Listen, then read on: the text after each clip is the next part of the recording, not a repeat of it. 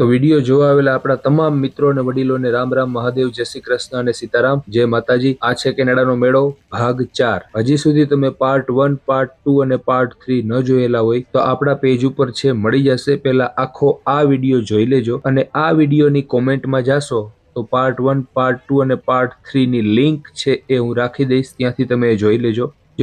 જમાવટ છે ને આ સ્ટોર છે બધા, ચકડોળ વિભાગમાં પણ જાશું। હજી આખો દિવસ આપણે મેળામાં ફરવાનું છે, એટલે ઘણા બધા ભાગ આવશે। એટલે આ વિડીયોને વધારેમાં વધારે શેર કરજો, કારણ કે ઘણા મહિના પહેલા જ્યારે છેલ્લો સાતમ આઠમનો મેળો હતો ત્યારે અતિશય વરસાદ પડેલો હતો આખા ગુજરાતમાં। એટલે જ્યાં જ્યાં મેળા થાય છે ત્યાં મેળાના જે શોખીન માણસો છે એની આખી મજા બગડી ગયેલી હતી। એટલે તમે લોકો તમારા ગુજરાતમાં અને આપણા ઇન્ડિયામાં જે તમારા વિસ્તારમાં મેળો થતો હોય એની મજા તમે ન માણી શક્યા તો કેનેડાનો મેળો જોઈ લેજો આ, અને વધારેમાં વધારે શેર કરજો। કેટલી શિસ્ત છે બધી જગ્યાએ, કોઈ આલી મવાલી ઠઠ્ઠા મસ્કરી કરે એવા આવારા તત્વો તમને ક્યાંય પણ નહીં જોવા મળે। બધી જગ્યાએ ચોખ્ખાઈ કેટલી છે એ જોજો, માણસોની શિસ્ત કેટલી છે એ જોજો।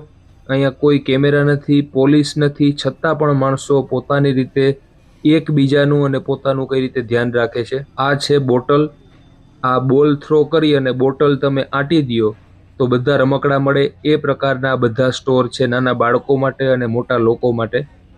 આખો દિવસ ફરવાનું છે, એટલે ઘણા બધા ભાગ હજી આવશે। ચકડોળ વિભાગમાં પણ જાશું, એટલે વિડીયોને તમે એન્જોય કરો। તમને શું નવીન જોવાની મજા આવી, પહેલી વખત કોઈ વસ્તુ જોઈ હોય તો એ કોમેન્ટ કરજો। મોટે ભાગે તો આવી વસ્તુ તમે જિંદગીમાં ક્યારેય ઇન્ડિયામાં નહીં જોઈ હોય, પહેલી વખત જ જોઈ હશે, પણ સૌથી વધારે જોવાની શું મજા આવી એ કોમેન્ટ કરજો। હવે હું વચ્ચે નહીં બોલું, વિડીયો તમે એન્જોય કરો, અને નમ્ર વિનંતી છે વિડીયોને વધારેમાં વધારે શેર કરી દેજો।